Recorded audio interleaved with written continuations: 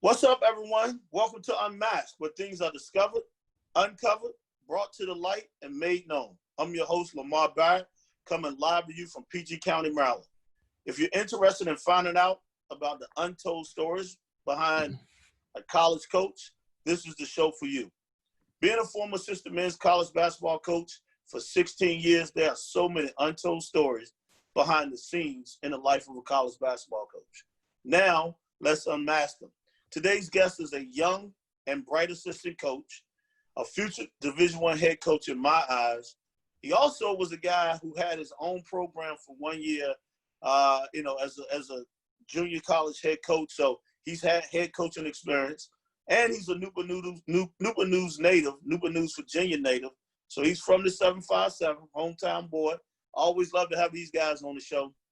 Brian Graves. Now, Brian had an outstanding career at Catawba, where, like I said, an outstanding career that led to being a professional basketball player. So he played professionally for 4 years over in Europe before coming back home and having a chance to coach at Heritage High School back at home for a couple of years, and then going back to his alma mater as an associate head coach for 3 years, with outstanding program at Catawba. And then from there, he becomes the head coach at Bryan and Stratton back at home. Did a terrific job there, postseason play, finishing up with a great record for the year. And then going to Hampton University, we had a chance to work with or alongside Buck Joyner, outstanding program there. I know they had a great 2 years in the conference where they lost less than double-digit games for the 2 years that he was there, produced some really good players. And then went on to Longwood College or Longwood University. And I remember this Longwood College. I actually was there for 2 years from 1989 to 91, so I know a little bit about Longwood. And then he was presently at North Carolina Central. He's down there with LaVelle Moulton, where he finished up year one. I want to say you guys did an outstanding job again of winning the league again. And then, the pandemic hits and it's not postseason play, but I'm sure they would have been, back to the NCAA tournament again. Where they've done a great job for the last 10 years while LaVelle has been there. But I want to welcome to the show homeboy of mine, 757 native, Brian Graves. Yes, sir. Thank you for having me, Coach. Definitely appreciate it. Always appreciate it when a guy from the same area, doing something well. Definitely want to support that. So I appreciate you having me up here, man. All right, man. Well, look, you know what, Brian? We're going to get right into it, man. We'll get unmasked. And we come on and just want to know about your experiences. I mean, everyone is a 1,000+ assistant coaches in this business. And no one has the same experience. That's the one thing about this business is unique. You create your own niche. But we know this. There's no handbook to being a college coach. Tell me about your first day, first week, first month. After things are done with human resources or orientation, especially like when no one gives you direction. You're just basically thrown into the fire. Now, you were fortunate because you went back, once you went back to college, you played, the guy you played for was your head coach, but also we know it's different. You're treated as a player one way, and you're treated as a coach another way. So Absolutely. You can talk about Catawba, you can talk about when you went to Hampton, but what was that experience like when now you're thrown into the fire?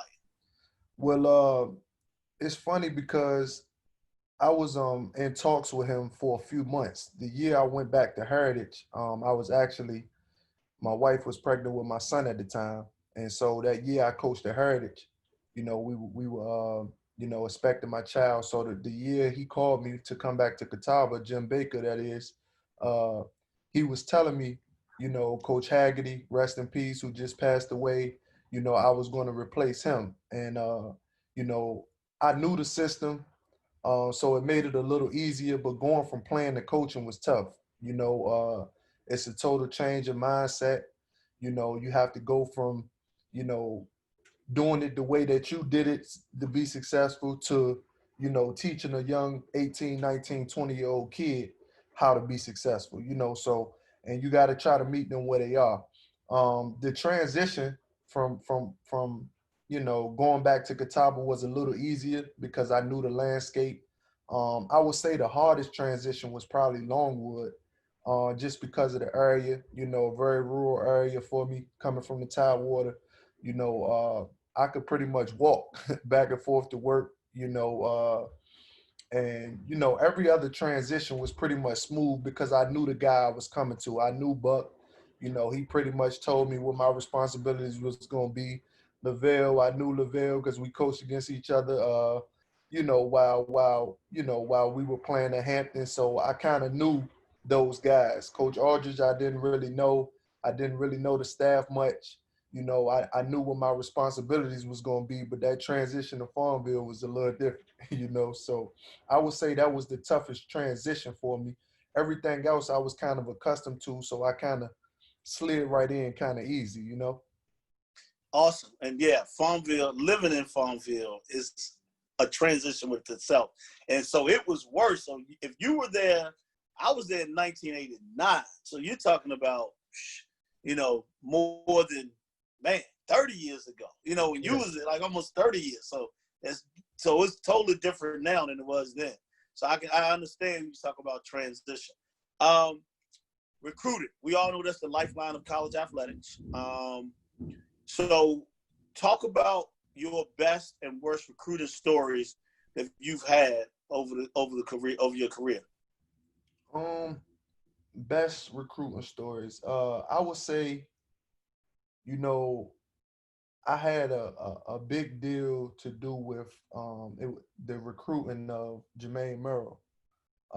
It's funny. I started college basketball. I started coaching basketball, coaching Jermaine Merrill. So when I went back to Heritage, he was an eighth grader. His brother was an eighth grader.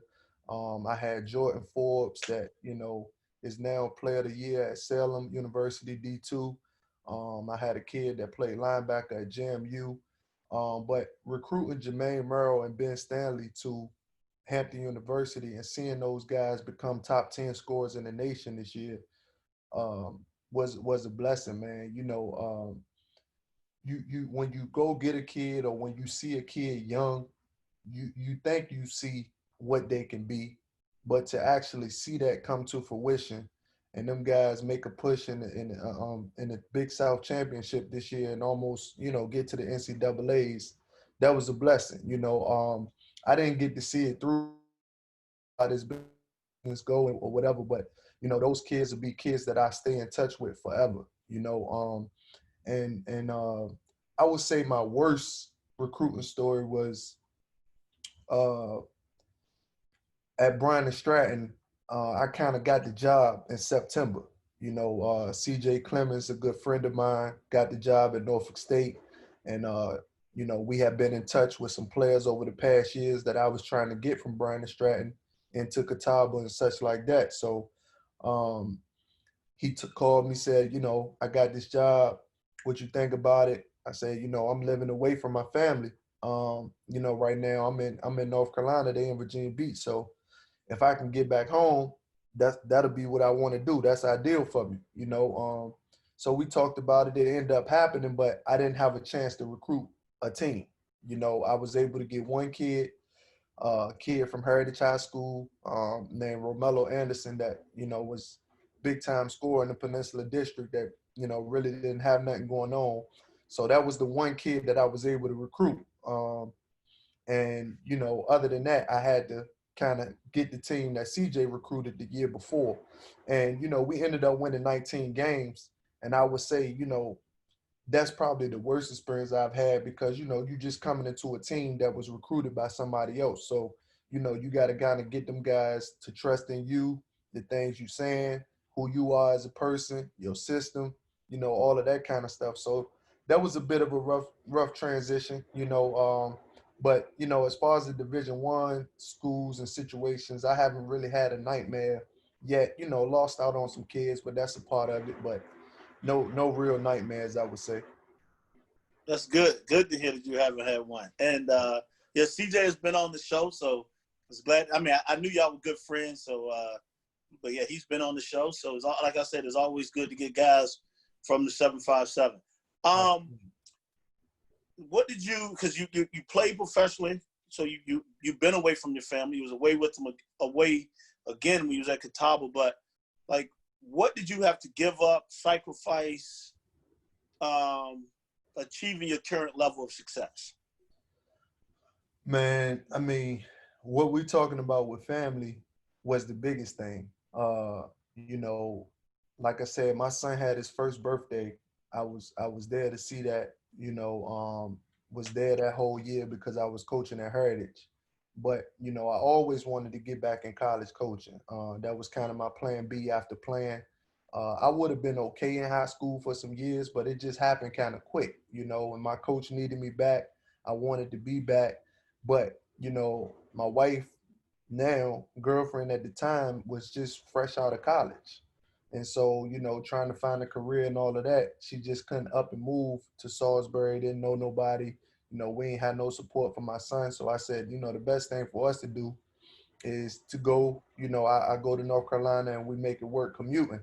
And I did that for basically 3 years. So from 1 to 4, I'm pretty much traveling back and forth from Salisbury back to Virginia Beach 2 times a month to see my son. Or they, during the season they coming to North Carolina to check out games and stay with me for the weekend and stuff like that. But that's tough, man. Like you say, a lot of people don't really understand what coaches go through as far as sacrifices and the things that we have to give up to do what we love to do. But I would say that's definitely the toughest sacrifice. And I felt like at the time, if I was going to do it, it would have had to be in the early years. There's no way I could do it right now because my son is involved in a lot of stuff, and we just I never had a dad around, so I have to be there every day. That's important to me. But being without him from the age of 1 to 4, or having to see him every other weekend or stuff like that, that was tough. That was tough. That is tough, man. Like you said, like, I mean, lucky you was there for that first year, but like, yeah, it's the steps that you don't want to miss out on, and you do miss out on that stuff. So Right. I feel you on that. Scouting reports, we know how important they are, and how much time you put into them. I don't think people understand it. Like, I even had friends who used to come to me and they didn't understand like why I was looking at 7 and 8 games, how much time I was spending on it.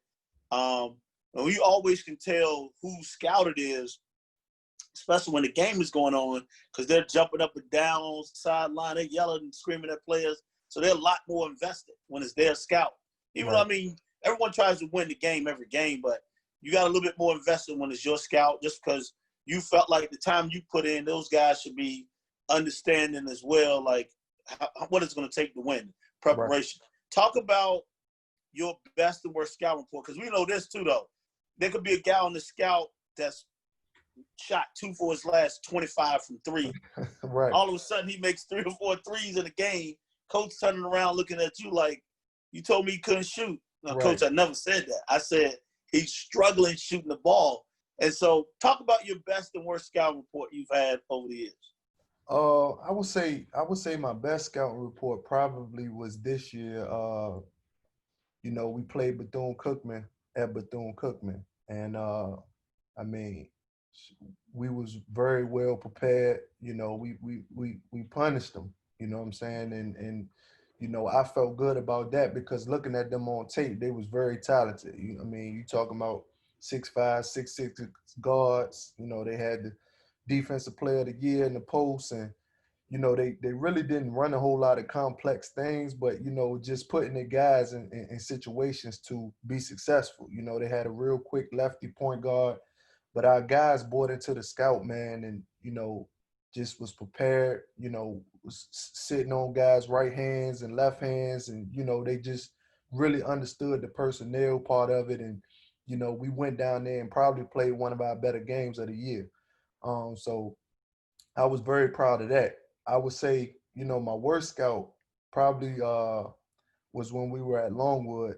Um, we had to play Campbell, and that Princeton system is tough, man. And you got a guy like Chris Clemens, that can shoot the ball from deep, got free will. It's kind of hard to scout the Princeton, and because it's a lot of reads. and then they cutting hard, they cutting fast. So I would say that was my toughest scout because a kid like that with deep range that's playing off a system and understand the system well, you trying to go through their plays, but they know their system better than you do. So at the end of the day, it just made it tough. And he hit 40 on us twice. So I mean, it's just tough. One, scouting against the Princeton, and then two, having a player like him that's can shoot it quick on the back cuts. You want to take him away, but you can't because he's gonna cut back door, and then you got your guys kind of in between of what they should do. So I would say that was probably my toughest scout. In my career was Campbell. Because I know about that Princeton offense. I saw it when it was Richmond. I seen when William and Mary did. Like, so yeah, I can understand you. Like, those are the tough ones to prepare for. Right. What's the biggest challenge? I mean, you're young. You're young. You've been coaching 8 years now in college. Right. But the biggest challenge, man, you think you've experienced since you become a college coach? I would say the biggest challenge has probably been the last 2 years. Just trying to, get my family settled in one place. Going from the Virginia Beach area, the Tidewater area, which me and my wife both from, uh, that we knew, to Farmville was definitely an adjustment. And then from Farmville to Durham is similar to the Tidewater area. Uh, so, that was a little bit similar to what we know. But anytime you move and your kids got to go to a new school, and you getting accustomed to a new staff and a new program, it's always an adjustment. Another thing that was challenging was when I was at Bryan and Stratton. Some people may know, some people may not, but they don't have a home gym, so we actually contract out with Maury High School. And all of our practices at Maury were after their high school. JV and varsity had to practice, so you sometimes practicing, ain't no sometimes, most days you practicing from 7:30 to 9:30 at night. As well as you got kids that got class in Virginia Beach, some got class in Hampton, and you trying to get those kids to class in the morning. Some kids don't have transportation. So a lot of times my days at Bryan and Stratton were 7 a.m. to 9:30 p.m. And you talking about a whole season of that, plus driving vans to games and buses, and just it was a grind, man. It was a grind, and we enjoy this. So it's never a complaint. It's just like you said, people understanding what we go through to do what we love to do. So it was definitely a grind. Bryan and Stratton was tough, and then the last 2 years moving my family, from the peninsula to Farmville, and then from Farmville to Durham has been a challenge as well. But we figure it out. I can tell you what. This is what I do know. I can tell you're older than what you are, because when you throw words out like Tidewater, because no one, when the younger guys, they all know Hampton Roads, but I'm a Tidewater. So, or you say Peninsula, a lot of people don't know that. They just know Hampton Roads. Right. Tidewater was on the south side, which is, the Norfolk, Virginia Beach versus Right. Peninsula on the Hampton Newport News side. And so when you say that, a lot of people don't know that, but you definitely around a lot of older people. Because Right. I can tell when you're talking about it. So definitely that. Do you ever find that there are things about you that people might misunderstand? What are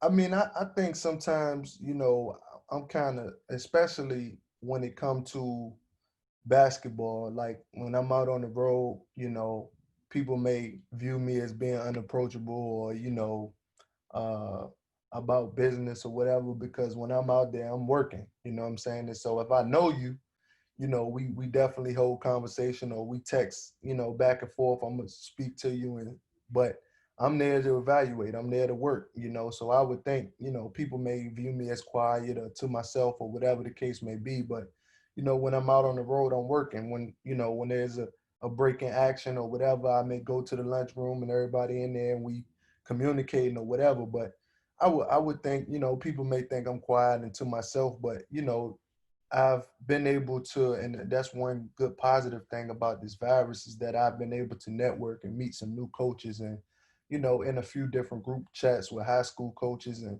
other college coaches from lower levels and, just kind of been able to share some of my experiences with the other guys because I'm really an outgoing guy and, got a lot of friends from a lot of different, type of backgrounds and stuff like that. So, I think it could be misunderstood, that I'm a quiet and to myself guy. But, really when I'm out there, I'm just, trying to work, trying to make sure I can get the right guy and bring the right notes back to my head coach and, stuff like that. And then when it's time to mingle or whatever, I'm okay with mingling. But, I just really ain't no fake guy. You know what I'm saying? I can't, if I'm a rock with you, I'm a rock with you. If I'm not, I'm not. So that's just, kind of who I am as a person. And, I just want to kind of keep it that way. And, I don't really want to deal with nobody. And then I get back on Monday and you don't answer the phone or you don't hear from, I can't get you on the text message or whatever the case may be. So, you know,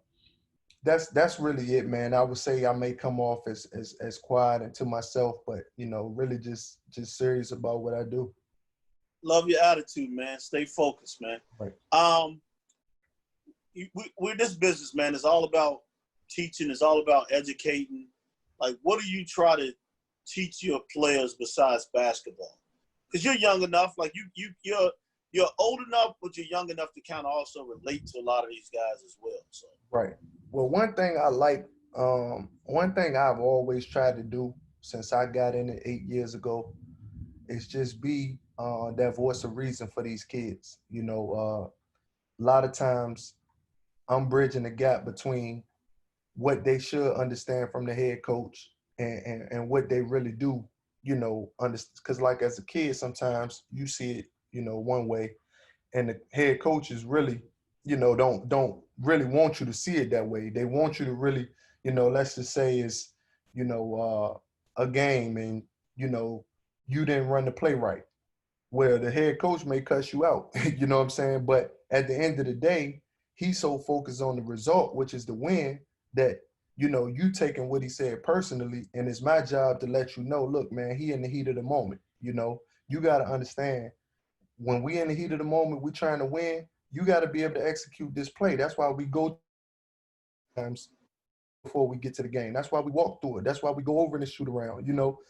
So a lot of times I'm bridging that gap, man, between the head coach and the player. And I always try to spend time with my kids, man, outside of basketball, take them to lunch.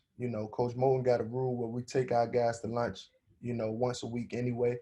So I try to get with guys at least once or twice a week. I'm taking our players out to lunch and just talk to them. And I don't even really want to talk basketball. If it come up, it come up. But just what's going on with you, if they got a girl, how that's going, because kids go through so much, man, within a college season that, if they don't have that voice of reason there, then, they struggling. And, if they don't have nobody to talk to or somebody that can relate to them, a lot of times they going through something and the head coach got so much going on, he ain't got time to deal with that, So as an assistant, I try to take that on and, anything judging their body language, anything that they got going on, that affects their production as a student and as a basketball player, I try to handle that without it getting to my head coach.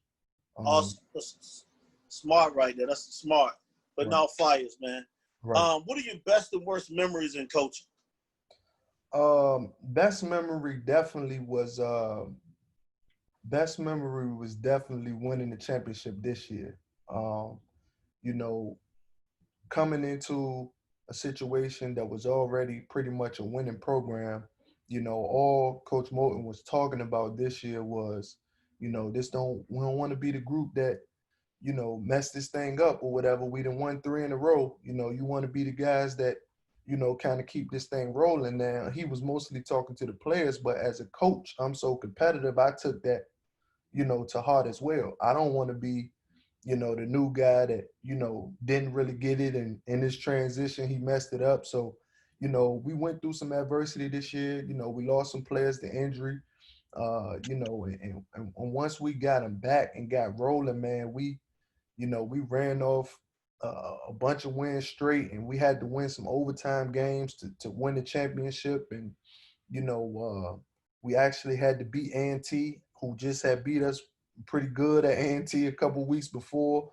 And so, it was a lot at stake, man. And just to see them kids fight adversity and start to understand what coach was preaching from day one, and them to be able to receive the fruits of their labor, man, it was a blessing, and to have your family there, to get to cut the nets down. I got to take my son up on a ladder with me, and my wife was there. Like it was just a great time, man. And you always remember those winning times, because like you said, the grind is real, man. And so when you get to reap the benefits, that's a blessing. um Worst time I would say probably was, um I was dealing with a rebuilding time at Catawba. I was a part of 3 championships. After I left, that group won 3. Um, and when I got back, it was just a different culture of kids. Coach Baker was getting older. Guys were, you know, a little different. They weren't really.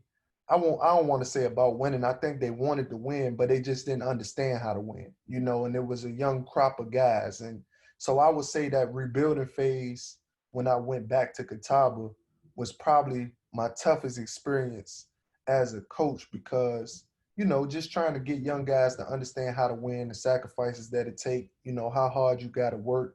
And I had did it, so I knew what I was saying made sense, but it was just trying to relay it to them, and then Coach Baker got let go, and I had to hold the program together for 8 weeks, and just trying to convince the guys to stay on board. And I ended up only losing 2 guys.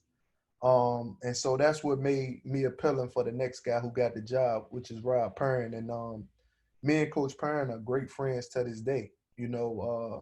Just based off of the relationship that we built, one, while he was trying to get the job, but two, as a young guy, he saw a work ethic in me that he believed in. And it being in that transition when a coach get fired and you don't know what your future gonna be, that's the toughest thing you want to be in as a coach. And I really didn't know if he was gonna keep me or not. I just went to work every day, put my head down, tried to, be honest with the guys, work them out, keep them in shape. And then when he got the job, he said, man, I like your whole approach. I want to keep you on. And, he even made me associate head coach. And I mean, the rest is history. Like, great relationship, but it was definitely a tough time. That's awesome. Awesome to keep that relationship though. That's a great thing. Right.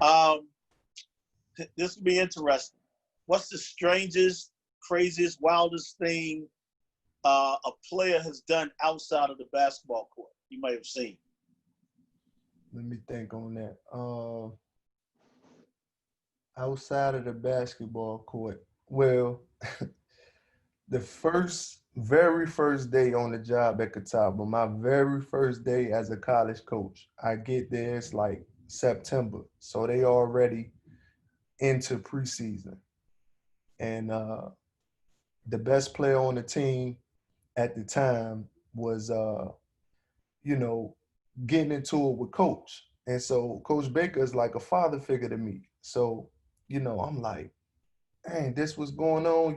He going back and forth with coach, and coach trying to tell him, there was supposed to be a 6 o'clock run, and somebody missed the 6 o'clock run, so they running at 11 o'clock, which is a free time on campus. Nobody has the time, so all the kids running. Coach reasoning back and forth with him because the punishment is everybody else run, you stand there. So finally, man, me and him, I just kind of step in like, coach, let me talk to him for a second. So me and him go back and forth or whatever the case may be. And all of a sudden, in the midst of this, he takes his water bottle and throw it all the way across the track. So I'm like, Coach, I said, man, is this what, I'm just thinking like, man, is this what I signed up for? And like I just told you, man, it was a new time, at Catawba. Like we had some real strong leaders and stuff like that. And this was the guy that was the captain at the time. And I'm just thinking like, man, we in for a rough season if this our leader, like he don't even want to run. You know what I'm saying? So like it was just that was wild, man. Just seeing the first day on the job, dude went crazy, and I'm just like, man, this gonna be a rough year.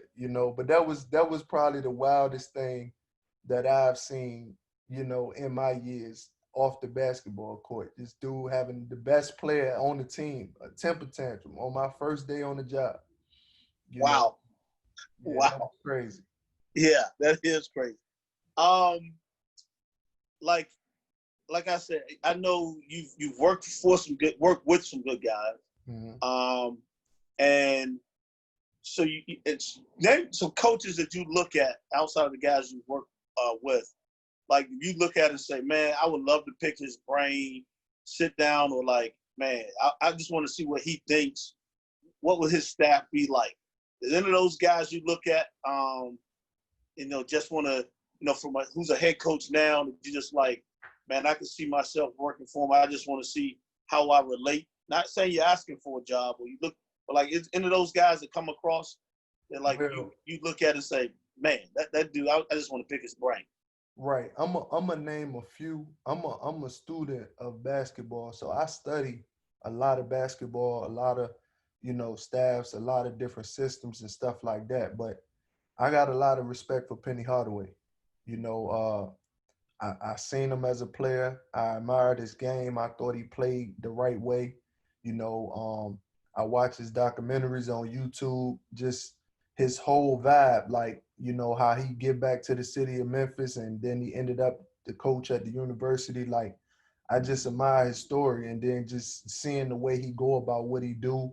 His charisma, his swag, the whole nine. I got a lot of respect for him, and obviously I'm a Carolina guy, so Roy Williams is another one. Watch a lot of the stuff that they do over there. Just the relationships that he have with those guys, the success that they have both in basketball and outside of basketball. That's another guy.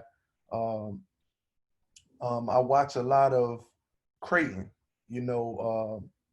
Those guys, the system that he run is off the chain.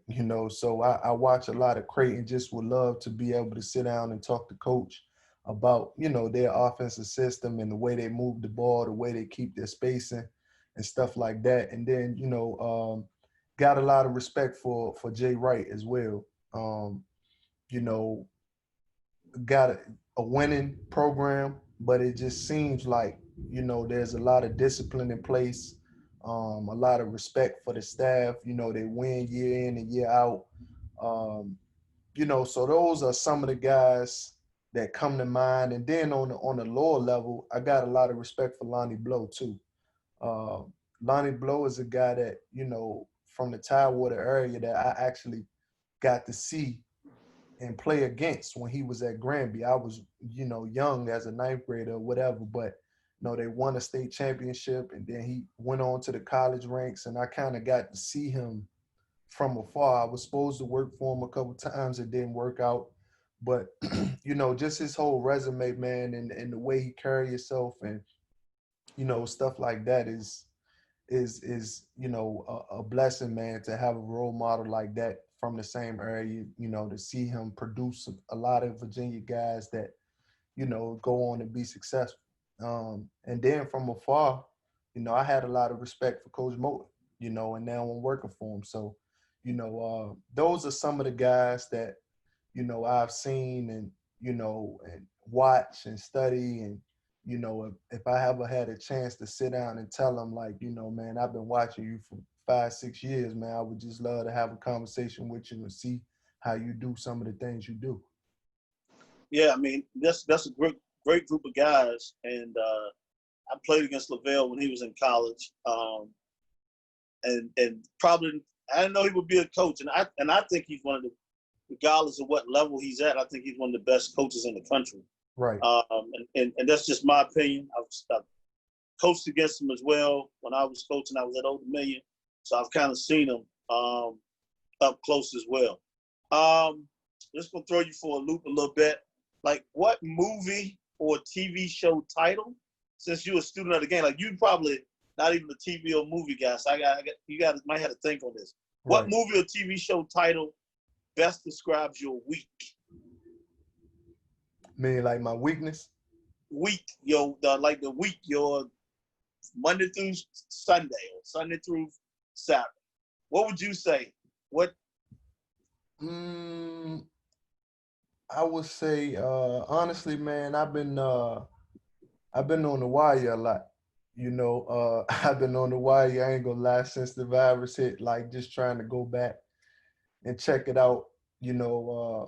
I ain't all the way finished with it yet, but I've been, I'm on probably season 5, almost all the way through. And, I just like the show, man. Just, growing up in that type of situation and, seeing how guys maneuver, whatever the case may be, how they figure out problems and how the politics get into it. And, that's a show, like, I feel like that's one of the best shows, ever created, man, so. I don't disagree with you.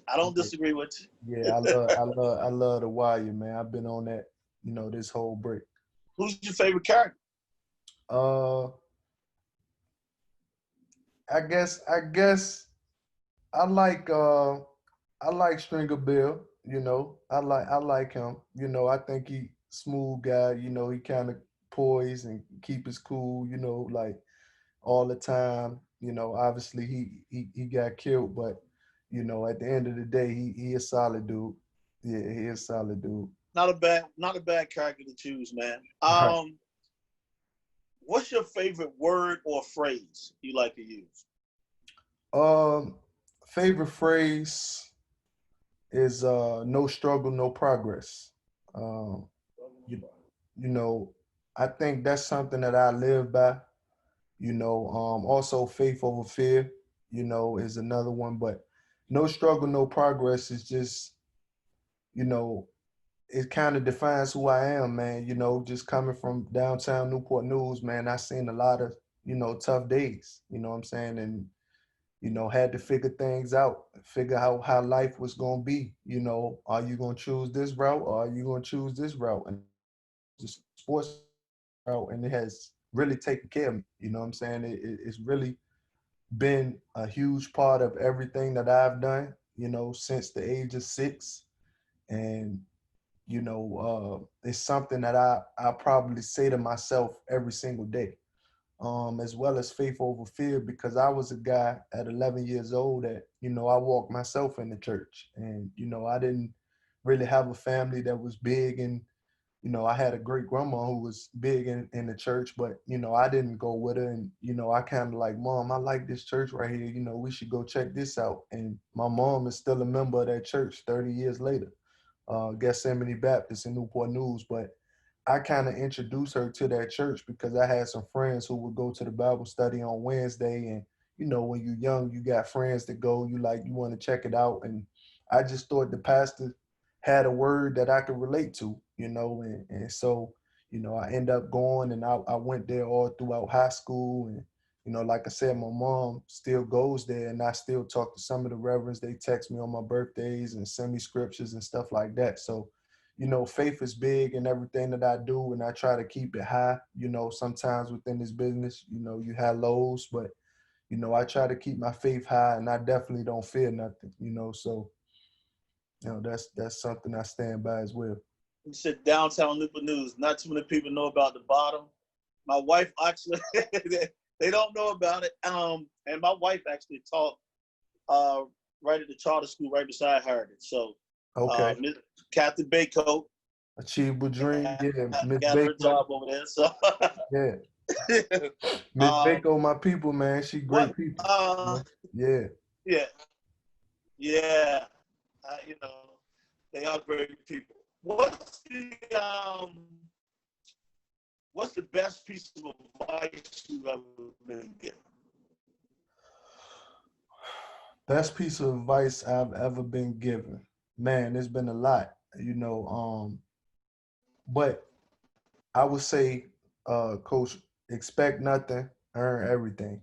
You know, that's something that, one of my coaches told me back in college. Uh, and, I think that's something that every young person should live by. If you don't go out here expecting nothing from somebody and you just earn your keep, whether you're a basketball player, a real estate agent, whatever, business lane that you're in, just earn it, man. Earn your keep, and expect nothing from people, because when you go out here expecting stuff, you're gonna always be let down. So I just try to go by, expect nothing, earn everything, and then also one of my high school coaches used to say, when you satisfy, you defeat. You know, and just try not to ever get to a point where I'm, content and lazy, and I just always try to grind each day, man. Try to grind each day, earn every day, work hard as I can, and expect nothing, and whatever come with that, come with it. Awesome. What does success mean to you? Um, that's a great question. I would say, for me, um, success is, putting my family in a predicament to live a better life than what I was raised living, to set my family up to, do some great things, see some great things, be able to see the world, uh, you know, that's really success to me. I've already kind of achieved some things that I'm proud of. I got my master's from Hampton while I was coaching there. That was something I told my mom that I would do. So just grinding, man, and trying to put my family in the best possible situation, so that we don't have no struggles, and we don't have to worry about nothing, and just the daily things that I would have to worry about coming up. We don't have to worry about that. That's success to me. For my son to live a better life than I have to live, for my wife to be happy, for her to be able to travel the world and do things that makes her happy. That's success to me, because ultimately I done seen a little bit of everything. I'm gonna be fine. So success to me is my child living a better life and being happy, and my wife being happy. Great, man. That's a great answer. That's great stuff right there. You're not a self promoter. You don't walk around and talk about yourself. But if you had to choose three adjectives to describe yourself, like which would you choose? Um, I would say, first of all, I'm humble. You know, um, I think I've had a successful playing career, starting to, put together a pretty decent um, coaching career, but I try to stay humble about it all. I'm definitely a hard worker.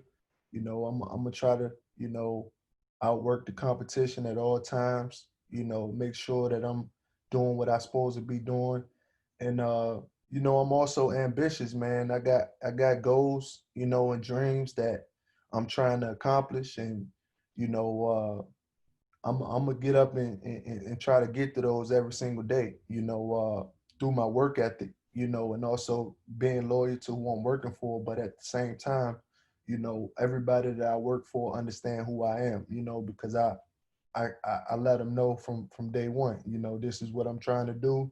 I'm gonna work hard and do everything I got to do while I'm working for you. But at the same time, I do have things that I'm trying to accomplish within myself as well, and I have goals and dreams, and I think each man should have those, So definitely humble, hardworking, and ambitious.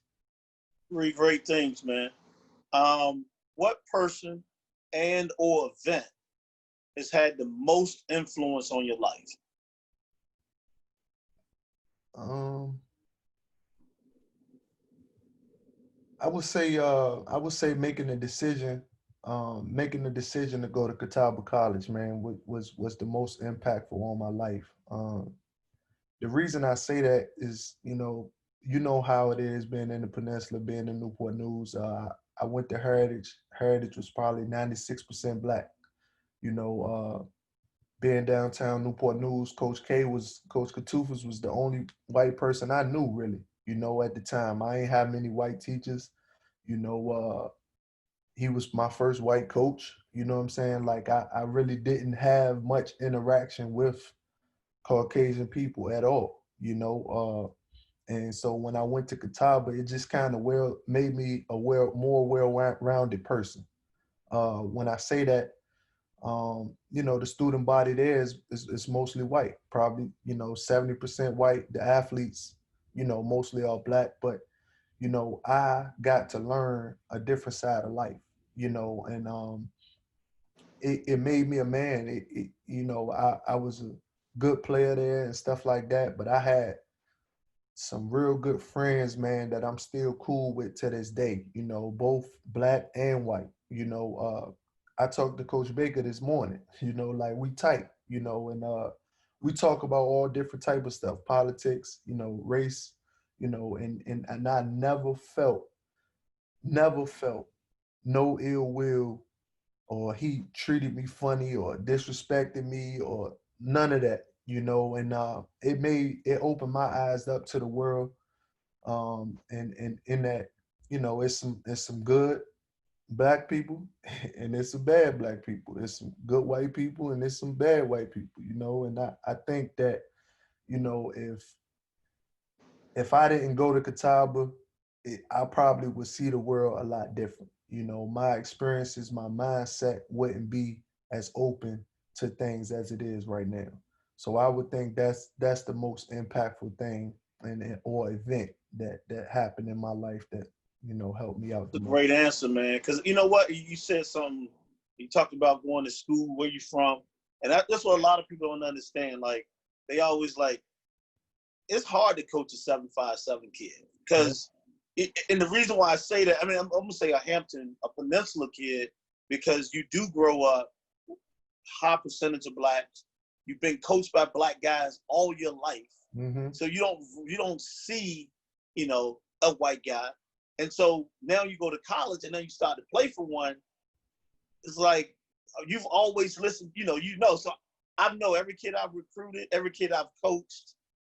I try to tell, and I tell people this. I'm like, yeah, it's different. Like you brought up different in that area. It's And in if that we area. being Is honest, if we being honest, coaches, like, you know, your grandparents, your parents telling you like, man, you can't trust them. They ain't gonna have your best interests at heart, whatever the case may be. But you know, that's not really correct. You know what I'm saying? So you that's get out true. here and you open your eyes to it's some really good people in the Caucasian race. You know what I'm saying? And I've ran into some and they've helped me out and they've always been there for me. You know what I'm saying? So like I said, it just opened my eyes up to a whole different segue of life that I knew nothing about, you know, because, you know, before I went to college, I had no white friends. You know what I'm saying? I didn't, you know, I mean, it was probably 5 or 6 at Heritage, and they was cool. We accepted them, but you know, I didn't have none. You know, like Austin